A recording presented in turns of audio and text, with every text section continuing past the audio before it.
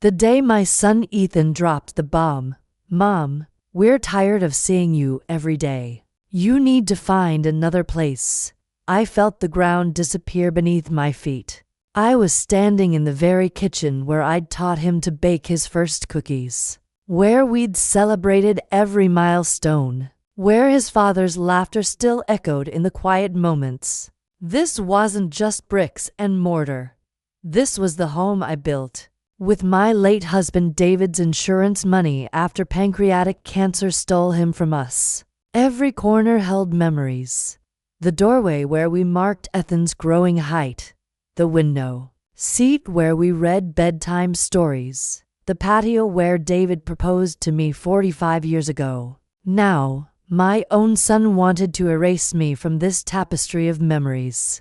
But what Ethan didn't realize was that his cruel ultimatum had just unleashed a version of his mother he'd never met, and I held a legal secret that would turn his world upside down.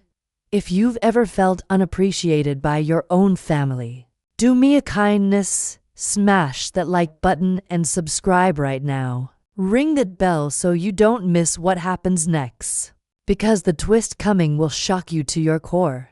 Tell me in the comments where you're watching from. I read every single comment and love connecting with you all. What happens when a quiet grandmother decides enough is enough? Stay tuned to find out how I went from being dismissed to being undeniable. My name is Eleanor. I'm 68 years young, and this is the story of how I transformed from the forgotten mother to the woman who reclaimed her power.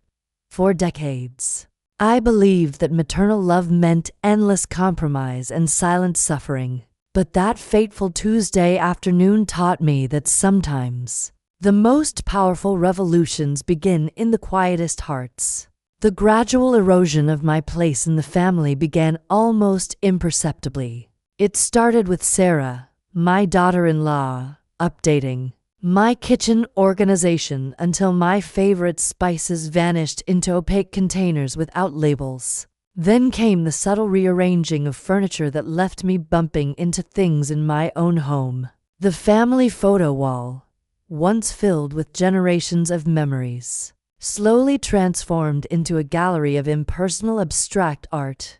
My comfortable reading chair, the one where I'd nursed Ethan through childhood illnesses and comforted him through teenage heartbreaks, was suddenly worn and replaced with a sleek, uncomfortable modern piece. I found myself becoming a ghost in my own story. Family decisions were made in hushed conversations that stopped when I entered the room. Sunday dinners, once joyful gatherings, became tense performances where I was expected to cook and clean, but remain invisible. The thermostat became a particular battleground, permanently set to a bone-chilling 65 degrees. Because Sarah claimed my aging circulation made me oversensitive, I'd sit wrapped in multiple sweaters, watching my breath form small clouds in the air, while they complained about the utility bills that I was actually paying. The financial exploitation was even more insidious. What began as occasional loans that were never repaid evolved into regular contributions to household expenses that somehow always exceeded my Social Security checks.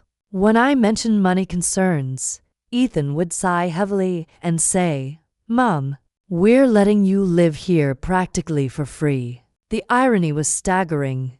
I was paying mortgage, utilities, and groceries while being made to feel like a burden. The turning point came unexpectedly while searching for a missing earring in Ethan's home office. My knee bumped against a filing cabinet drawer that wasn't fully closed, and a folder slipped out, spilling its contents across the floor. As I gathered the papers, my blood ran cold. Mortgage applications with my forged signature, property transfer documents dated for the following month, and printed emails discussing the assisted living timeline and maximizing property value. Before Mom becomes a complication, my hands trembled so violently the papers rattled like autumn leaves. That's when I remembered David's oldest friend, Mr. Sharma, the brilliant estate lawyer who'd handled our will and property matters for decades. Eleanor, he said over tea at his office, his kind eyes filled with concern. Your David was the wisest man I ever knew. He insisted on adding an ironclad protection clause to your property deed. This house cannot be sold, mortgaged, transferred, or used as collateral without your live video consent witnessed by two court-appointed neutral parties. He showed me the original documents, and for the first time in years, I felt a glimmer of hope. But the real investigation was just beginning. Using the smartphone my tech-savvy granddaughter had patiently taught me to use, I began documenting everything. Voice recordings of conversations where they discussed getting Mom into memory care and dividing the proceeds. Photographs of every belonging they'd removed or replaced. Detailed spreadsheets tracking every financial contribution I'd made. The $25,000 kitchen renovation, the $12,000 for central air conditioning, the $8.00 roof repair after last year's storm. When I tallied everything, the total exceeded $95.00, all invested in a home where I was now considered disposable. The most devastating discovery came when Mr. Sharma's investigation revealed they'd already listed the property on multiple premium real estate platforms using sophisticated forged documents showing joint ownership. Eleanor, he said quietly, this isn't just family conflict anymore. This is criminal fraud. As I delved deeper, the web of deception grew more complex. Mr. Sharma discovered they'd opened 3 credit cards in my name and had been systematically draining my remaining savings. They'd even attempted to take out a $50,000 home equity loan using falsified documents. Each revelation felt like another betrayal, another cut to the heart. But strangely, with each discovery, I grew stronger rather than weaker. I started implementing my own counter-strategy. I opened a new bank account at a different institution and gradually transferred my remaining funds. I changed all my passwords and implemented two-factor authentication on every account. I began discreetly removing sentimental items and important documents to a storage unit, each trip feeling like I was reclaiming pieces of myself. The emotional toll was immense. Some nights I'd lie awake, remembering Ethan as a little boy, how he'd crawl into bed with us during thunderstorms, how his face would light up on Christmas morning, how he'd held my hand at his father's funeral. The contrast between those memories and the cold, calculating man he'd become was almost unbearable. But then I'd remember David's words in his final days. Eleanor, promise me you'll never let anyone treat you as less than your worth. Not even our son. The legal preparations intensified. Mr. Sharma hired a forensic document expert who confirmed the signatures were forgeries. We gathered sworn statements from longtime neighbors who'd witnessed the gradual financial exploitation. We even found text messages where Sarah discussed speeding up the timeline before I got too suspicious. Each piece of evidence was another brick in the wall of protection I was building around myself and my home. The legal twist that emerged was more dramatic than any courtroom drama. Mr. Sharma uncovered that David's protection clause had an additional provision we'd never discussed. Any attempt to fraudulently transfer, mortgage, or encumber the property would automatically void all inheritance rights for the perpetrator. They haven't just failed to steal your house, Eleanor, he explained. They've legally disinherited themselves from ever claiming it. Meanwhile, the financial investigation revealed even deeper betrayal. They'd been paying their personal credit card bills from my accounts, had taken out a car loan using my credit history, and were even planning to use my Social Security payments to fund a business venture. The calculated nature of their actions was breathtaking. This wasn't spontaneous greed, but a carefully orchestrated campaign. The most heartbreaking discovery came when I found emails discussing putting me in a specific assisted living facility, known for its low standards but high profitability. They'd even calculated how long my savings would last at that facility before Medicaid would take over.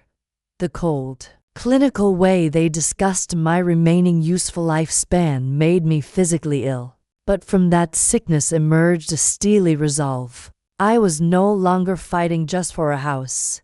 I was fighting for my dignity, my autonomy, and the legacy David had worked so hard to build for us. Every document we uncovered, every fraudulent signature we documented, every financial record we preserved became ammunition in the battle I never wanted but was now determined to win. The final confrontation unfolded on what would become known in our family history as Last Supper Sunday. I'd prepared Ethan's favorite meal, lasagna using his grandmother's recipe, garlic bread with exactly the right amount of butter, and the chocolate cake he'd loved since childhood. The atmosphere was tense from the moment they arrived. "Mom, we need to have a serious talk," Ethan began, avoiding eye contact. "Sarah and I have been researching assisted living options, and we've found a wonderful facility that can take you next month." Sarah nodded enthusiastically. "They have bingo nights and everything." I waited until they'd served themselves and taken their first bites before I spoke. "Actually," I said calmly, "I've made my own arrangements." I slid the legal documents across the table. "I've sold the house." The silence was instantaneous and absolute. Forks froze midair. Sarah was the first to recover. "You can't sell what isn't yours. This is our home." "Exactly," I replied, my voice steady despite the adrenaline coursing through me. "Which is why I've sold it to myself through the Eleanor Miller Living Trust. According to these documents," I tapped the papers, "you have exactly 72 hours to remove yourselves and your belongings from my property." The panic that followed was both satisfying and heartbreaking. "You're joking. Where will we go? What about our furniture? Our things?" Ethan's voice rose with each question. "You should have considered those questions," I said quietly, "before you tried to steal my home, my savings, and my dignity." I stood, unfolding the additional documents. "These are copies of the forged mortgage applications, the fraudulent credit cards, the emails discussing putting me in a substandard facility. Did you really think I wouldn't find out?" Sarah's face went pale. Ethan looked like I'd physically struck him. How long have you known?" "Long enough," I said. "Long enough to protect myself from the people who were supposed to protect me today. I still live in this house, but it's transformed. The locks are changed. The thermostat is set to a comfortable 72 degrees, and my favorite photographs smile back at me from every wall. The silence that once felt lonely now feels like peace. The spaces that once felt crowded with resentment now breathe freely." Ethan and Sarah eventually moved into a rental apartment across town. We've had tentative conversations, filled with apologies and explanations, but some fractures run too deep for quick healing.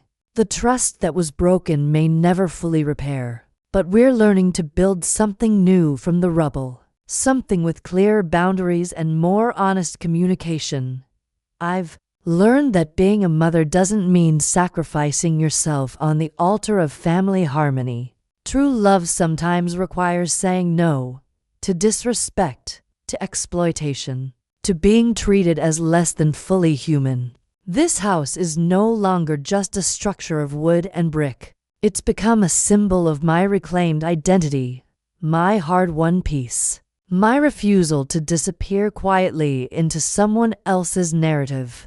The financial settlement was complex but fair. They returned what they'd taken, and we established clear agreements about future contact. I've started volunteering at a senior center, helping other older adults understand their rights and protect their assets. My story has become both a cautionary tale and an inspiration, proof that it's never too late to stand up for yourself. If my journey resonates with you, I'd love to hear your story. Have you ever had to set difficult boundaries with family? How did you find the courage? Share your experiences in the comments. Your words might give someone else the strength they need. If you believe in protecting your peace at any age, hit that like button, subscribe to our channel, and ring the bell for more real stories about family, courage, and rediscovering your power. Remember, your home should be your sanctuary, not your prison. Your story matters, and so does your right to live it on your own terms.